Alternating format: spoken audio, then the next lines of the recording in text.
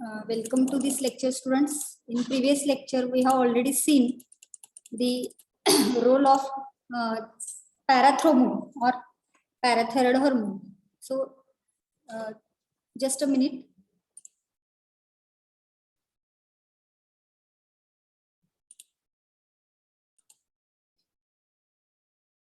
So, let us start here the lecture.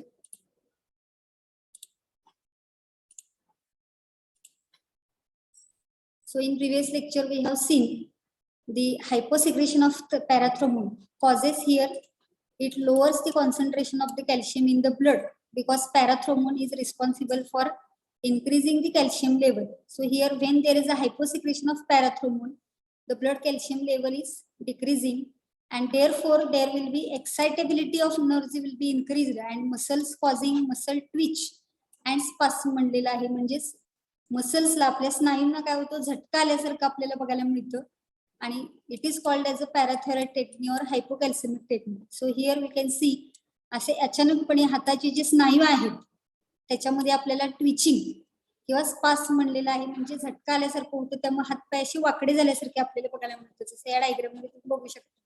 हे हायपोसिक्रेशन of पॅराथॉर्मोन च्या बाबतीमध्ये आपल्याला त्या कंडिशनला पॅराथायरॉइड टेक्नी किंवा त्याला हायपोकॅल्सेमिक टेक्नी म्हणणार आहे. Okay, so next here that is the hypersecretion of parathormone. ज्या वेळेला पॅराथ्रोमोनचं हायपर सिक्रेशन होतं त्यावेळेला काय घडतं तर it is responsible for more absorption of calcium from the bones.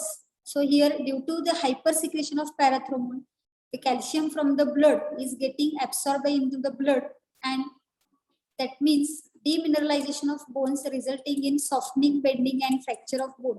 जे कॅल्शियमची जी काही कंटेंट आहे बोन मधला तो काय केला जातो कमी केला जातो कारण पॅराथ्रोमोनचा रोल जो आहे तो कॅल्शियम बोन मधून बाहेर काढणे हा असल्यामुळे जर हायपर सिक्रेशन झालं तर आपल्याला बोन मध्ये डिमिनरलायझेशन बघायला मिळतं resulting bones become soften, they can become bent and also there is a fracture in such bones we can observe and such condition here it is called as osteoporosis.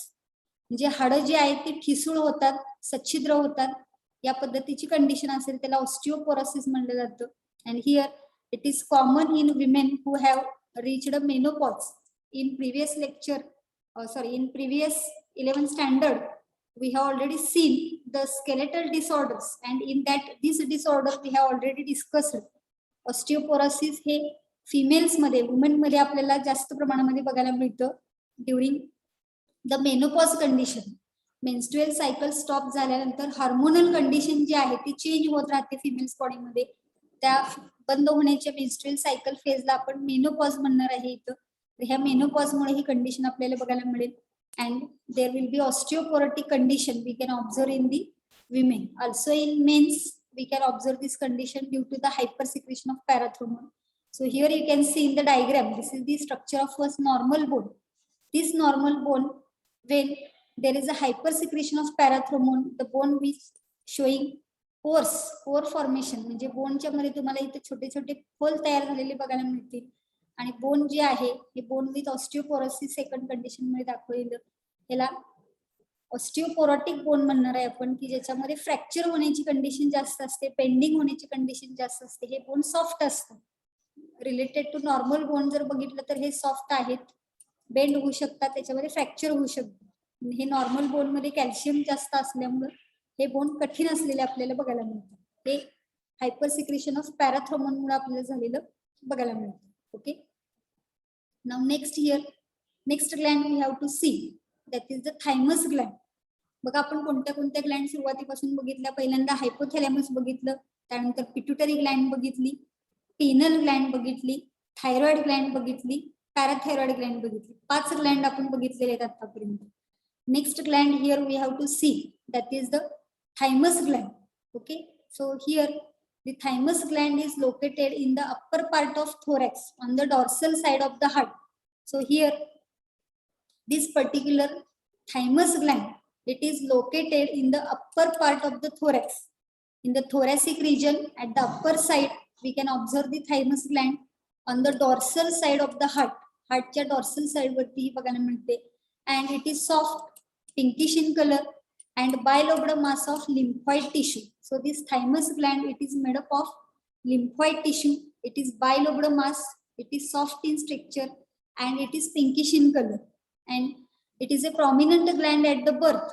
The very important characteristic feature we can observe regarding this thymus gland, that is, it is a prominent gland at the birth, but it gets gradually atrophied in the adult. So it is called as a temporary gland. Means at younger condition, this gland is prominently working in our body, but as the age is growing on, at that time this gland is showing gradually the working in the lower condition, and therefore at the older age this thymus gland is not in working condition properly, and hence this gland is known as a temporary because it is not found permanently in working condition in our body.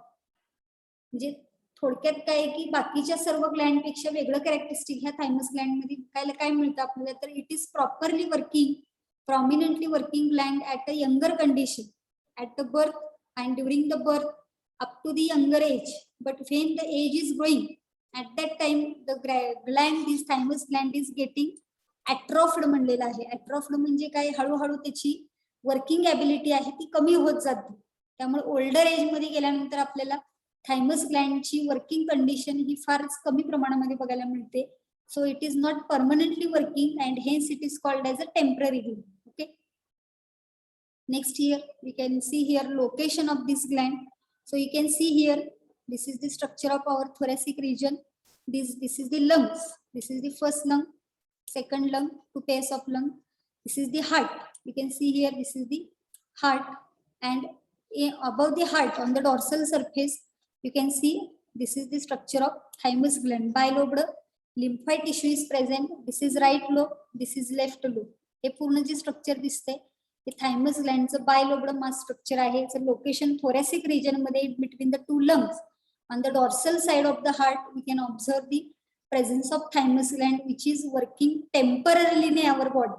At the younger condition it is working very effectively, efficiently, but at older condition this is not working properly. Okay. Now the hormone which is secreted by this thymus gland, that we have to see here. So this gland secrete a peptide hormone which is known as a thymosin. As the name suggests here, thymus gland, and from thymus gland a hormone is secreted that is known as the thymosin. Okay.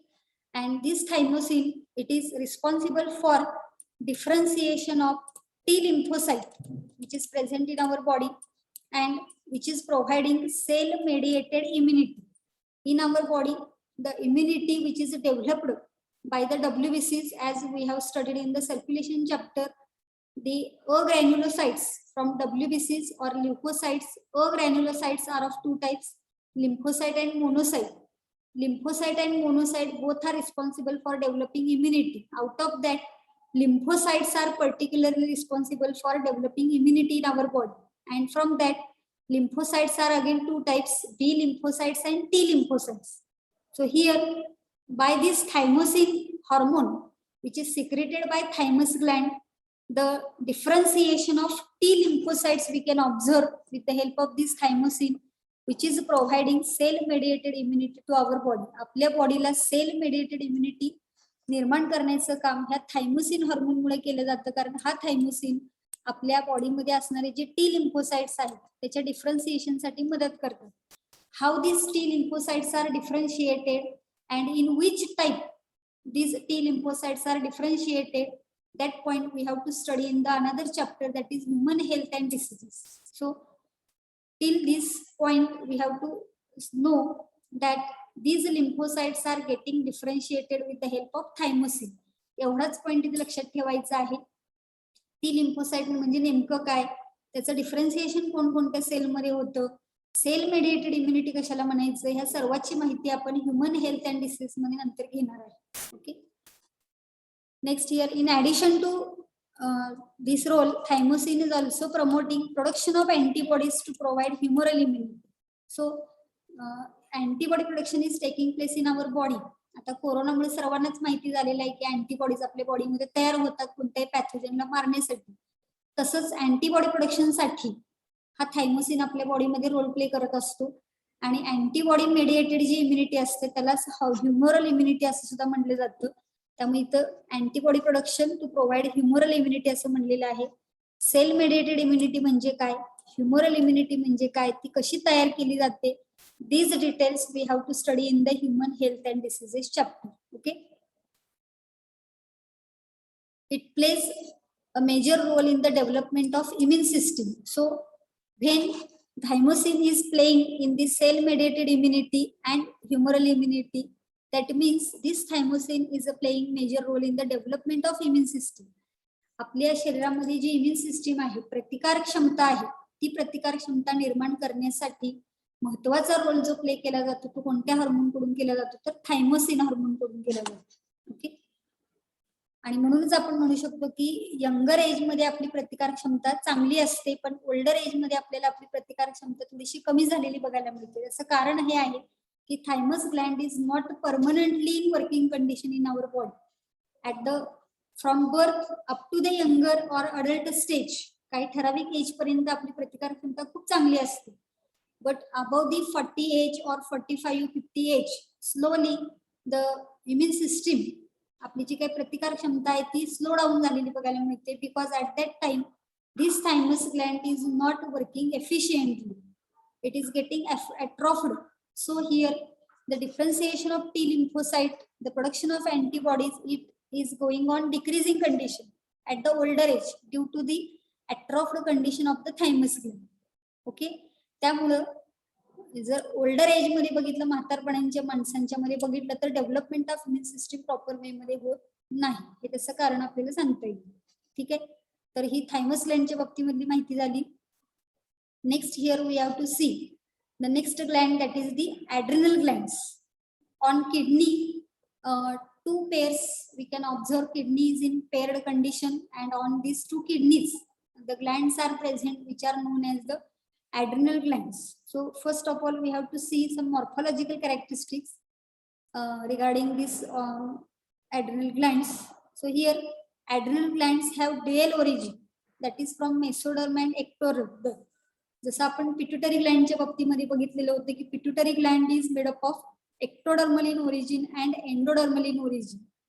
In the same way here adrenal glands are also showing dual origin, that is some part of adrenal gland it is derived from the mesoderm and some part of this adrenal gland is derived from the ectoderm. So both mesoderm and ectoderm are involved in the development of this adrenal glands. Okay, next here the adrenal glands are located on the anterior part of the kidneys.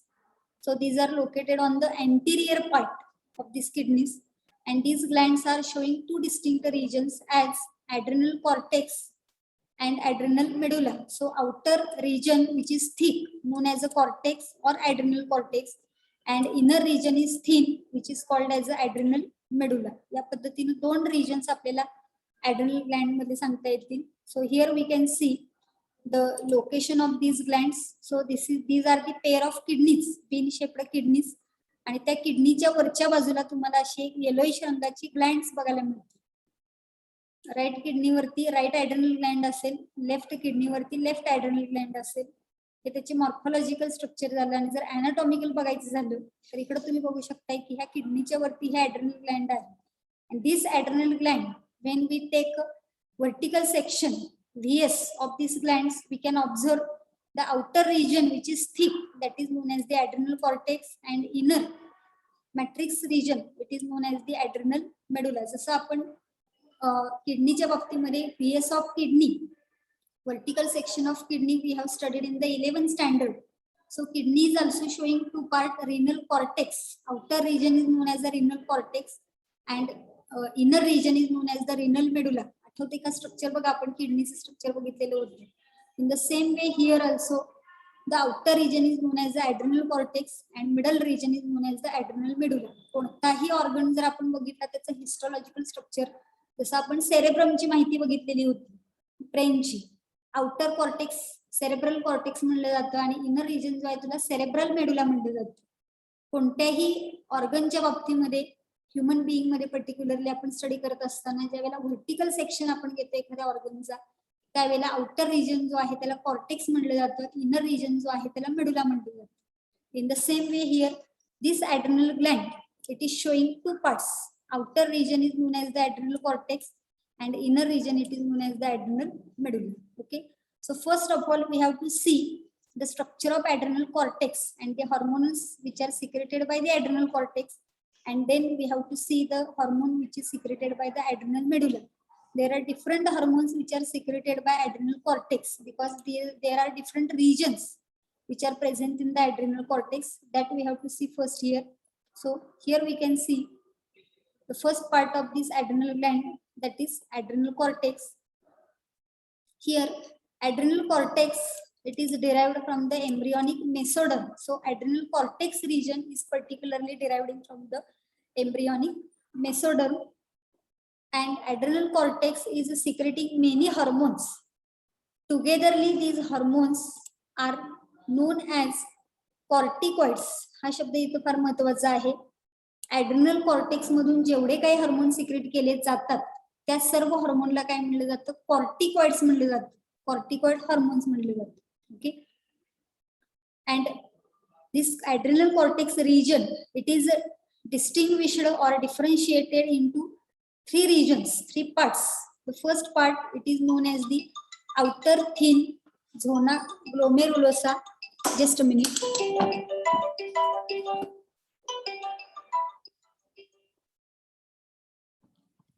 So here outer region, it is known as the thin zona glomerulosa.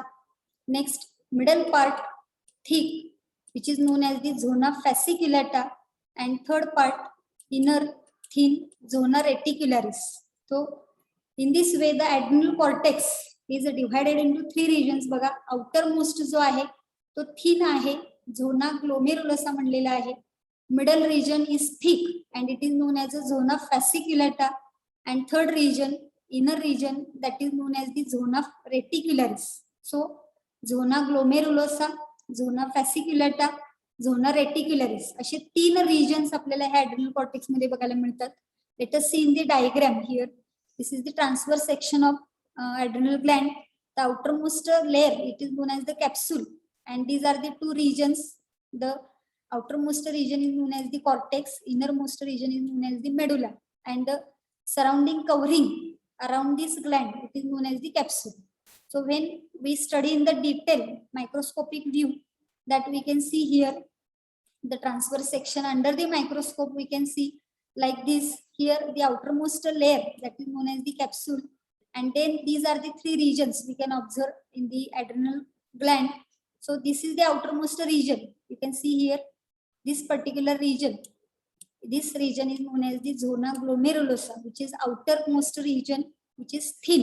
You can see here, and the middle layer or the middle region present in the outer cortex region, which is thick region. याची लांबी बघू शकता तुम्ही, जवळजवळ या region पासून या region पर्यंत हा एवढा जो पार्ट आहे हा थिक दिसतोय आपल्याला. This middle thick region, it is known as the zona fasciculata, and again innermost region, you can see here this region, thin region, it is known as the zona reticularis, and inside that medulla region is there. Adrenal medulla हा जो आतला region दिसतोय, that is known as the adrenal medulla. So here in this way, under the microscope, we can observe the transverse section of adrenal gland, which is showing these three regions. The outer region, that is the outer thin zona glomerulosa, the middle region, middle thick zona fasciculata, and innermost region, that is known as the thin zona reticularis. Okay. So let us see one by one these regions and the hormones which are secreted by these regions. Okay. So here first, outer thin zona glomerulosa. जो outer thin region आहे zona glomerulosa, त्याच्या बाबतीमध्ये आपण माहिती बघणार आहे. So here first, this outer thin zona glomerulosa, it is secreting hormone which is known as mineralocorticoid.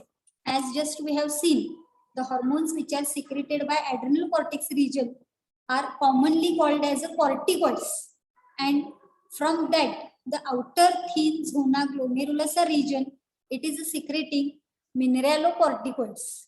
Commonly adrenal gland मधून जे हार्मोन सिक्रेट केले जातात त्याला कॉर्टिकॉइड्स म्हणलं जातं. आणि particularly outer thin zona glomerulosa region मधून जे सिक्रेट केलं जाणारं हार्मोन आहे त्याला मिनरॅलोकॉर्टिकॉइड म्हणलेलं आहे. And they are released for regulating sodium and potassium ion concentration. Particularly this mineralocorticoid hormone, it is regulating sodium and potassium ion concentration in our body. आपल्या body मधलं जे मिनरल आयनचं कॉन्सन्ट्रेशन आहे, जे आपण म्हणतो की किडनी काम करते असं आपण म्हणतो, पण किडनीवरती रोल प्ले करणारा हा हार्मोन आहे जे ऍड्रिनल ग्लँड मधून सिक्रेट केले जातात. त्यापैकी मिनरॅलोकॉर्टिकॉइड हा हार्मोन आहे which is regulating the sodium and potassium ion concentration. So here they regulate salt water balance, blood volume and blood pressure. So what is the role of this mineralocorticoid? that is it is regulating salt and water balance in our body. Also it is regulating blood volume and blood pressure which is required in our body. And here aldosterone, the name of main mineralocorticoid is aldosterone, which is a salt retaining hormone and is the main mineralocorticoid.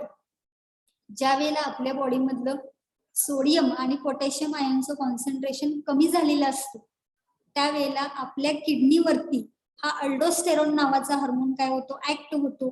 आणि किडनीवरती जे nephrons आहेत त्या nephron through काय केलं जातं, sodium आणि potassium आयनचं रिअब्सॉर्प्शन केलं जातं. हा जो रोल आहे अल्डोस्टेरॉनचा तो आपण गेल्या वर्षी 11वीला एक्सक्रिशन टॉपिक बघितलेला होता.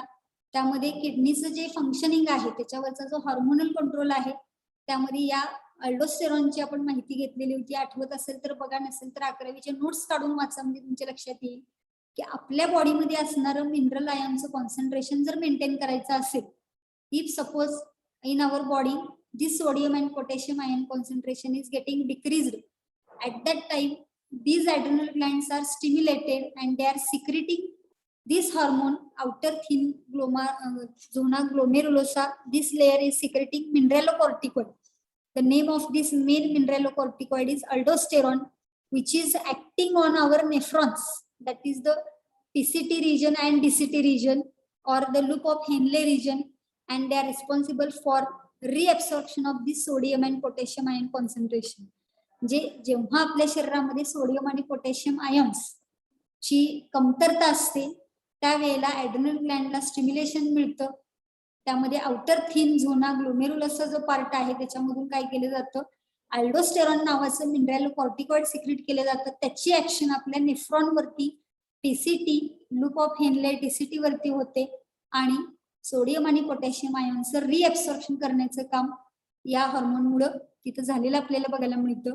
And therefore it balances NaK levels म्हणलेलं आहे. सोडियम आणि पोटॅशियम यांची लेवल मेंटेन करण्याचं काम या हार्मोन कडून झालेलं आपल्याला बघायला मिळतं. So here in the diagram we can see the region zona glomerulosa, हा पूर्ण ऍड्रिनल ग्लँडचा सेक्शन आपल्याला बघायला मिळेल. 3 रिजन्स आहेत बघा, outer zona glomerulosa, middle zona fasciculata, inner zona reticularis cortex मधल्याने. हा जो खालचा ब्ल्यू कलरचा पार्ट दिसतोय तो मेडुला आहे. तिन्ही हार्मोनची नावं इथे दिलेली आहेत बघा. आता आपण पहिला हार्मोन यातला बघितला, झोना ग्लोमेरुलोसा हा पार्ट आहे, याच्यामधून हा हार्मोन सिक्रेट केला जातो अल्डोस्टेरॉन. झोना फॅसिक्युलेटा हा मिडल थिक रिजन आहे, हा एवढा तुम्ही बघू शकताय. त्यामधून हार्मोन सिक्रेट केला जातो, त्याला ग्लुकोकॉर्टिकॉइड्स म्हणलेलं आहे. आणि इनर जो थिन झोना रेटिक्युलरिस आहे हा पार्ट, त्याच्यामधून सिक्रेट केला जाणारा हार्मोन आहे अँड्रोजेन्स. त्यापैकी आपण आता पहिला हार्मोन कंप्लीट बघितला अल्डोस्टेरॉन. हे 2 हार्मोन अजून बघणार आहे आपण. आणि मेडुला रिजन मधून जे हार्मोन सिक्रेट केले जातात त्याची नावं इथे दिलेली आहेत बघा, इपिनेफ्रिन आणि नॉर एपिनेफ्रिन. हे मेडुलरी हार्मोन्स आपल्याला इथे सांगता येतील, ऍड्रिनल मेडुलरी हार्मोन्स त्याला म्हणायचे. असे टोटल ऍड्रिनल ग्लँड मधून 1, 2, 3, 4 आणि 5 हार्मोन सिक्रेट केले जातात. त्यापैकी आता आपण फर्स्ट पार्ट जो आहे तो झोना ग्लोमेरुलोसा मधून सिक्रेट केला जाणारा अल्डोस्टेरॉन, त्याची माहिती आता बघतोय आपण. Okay, next here the middle thick region that is zona fasciculata, यामधून कोणते हार्मोन सिक्रेट केले जातात ते आपण बघणार आहे. So here it is responsible for secretion of glucocorticoids like cortisol. Glucocorticoid, cortisol नावाचा एक हार्मोन आहे तो hormone middle thick zona fasciculata region मधून सिक्रेट केला जातो. and this cortisol is an important glucocorticoid. हा एक important glucocorticoid आहे. Here, as the name suggests, here gluco means here it is regulating the metabolism of carbohydrate, protein and lipid. Glucocorticoid असं त्याचं नाव आहे, means ग्लुकोजच्या related ह्याचं काहीतरी functioning असणार आहे असा सुद्धा आपण संबंध जोडू शकतो. and here this cortisol is particularly important for the metabolism of carbohydrate, protein and lipids. आपल्या बॉडीमध्ये जे काय आपण अन्न खाल्लेलं आहे त्याचं जे काय डायजेशन होतं, आफ्टर डायजेशन सिंपल कार्बोहायड्रेट तयार होणार आहेत, प्रोटीनच्या डायजेशन पासून अमायनो ऍसिड तयार होणार आहेत, लिपिड पासून फॅटी ऍसिड आणि ग्लिसरॉल तयार होणार आहेत. तर त्याचं जे काही मेटाबॉलिझम आहे, that metabolism is regulated with the help of this cortisol, which is an important glucocorticoid. Okay, then it is also responsible for increase in blood glucose level. So very much important role here. It is responsible for increasing blood glucose level. आपल्या रक्तामधली साखर जी आहे ती वाढवण्याचं काम हा middle region करणार आहे. त्याच्यामधून हा सिक्रेट केला जाणारा हार्मोन कॉर्टिसोल आहे तो ते काम करणार आहे. It is also immunosuppressive. हा पण एक महत्वाचा रोल आहे बघा की this cortisol it is acting as a immunosuppressive. Immunosuppressive म्हणजे sometimes our immunity system is at very active condition, it is showing very high activity. At that time the immune system must be suppressed. ज्या वेळेला एखादं infection होतं पॅथोजनचं त्यावेळेला आपली immunity system खूप active झालेली असते, खूप कार्यरत असते. परंतु जसं इन्फेक्शन पॅथोजनचं कमी होईल तशी इम्युनिटी सिस्टीमची ऍक्टिव्हिटी पण काय झाली पाहिजे, सप्रेस झाली पाहिजे. हे नॅचरली आपल्या बॉडीमध्ये करण्याचं काम जे आहे तो हा कॉर्टिसोल हार्मोन जो आहे तो करत असतो. त्याला इम्युनोसप्रेसिव्ह म्हणलेलं आहे. इम्युनिटी सिस्टीमला सप्रेस करण्याचं काम या हार्मोन कडून केलं जातं. Therefore this cortisol is also showing immunosuppressant characteristic असं पण म्हणू शकतो आपण. Next here it suppresses synthesis of antibodies and here it is used in the treatment of allergy म्हणलेलं आहे. म्हणजे ज्या वेळेला आपण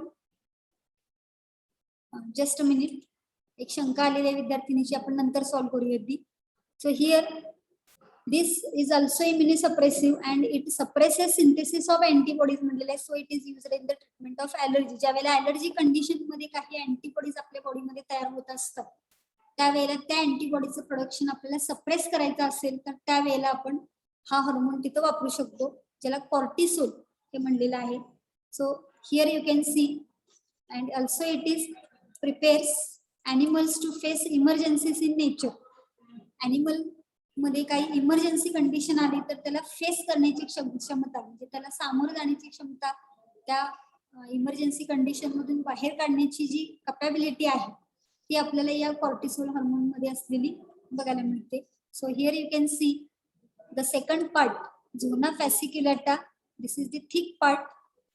just we have seen from that this glucocorticoid that is cortisol which is secreted by this middle part that is known as the zona fasciculata, and these are the different roles which are played by this zona fasciculata. Okay, now the next part here, third, inner thin zona reticularis. आता तिसरा जो part आहे thin reticularis, it is responsible for production of sex corticoids or these are also called as gonadocorticoids.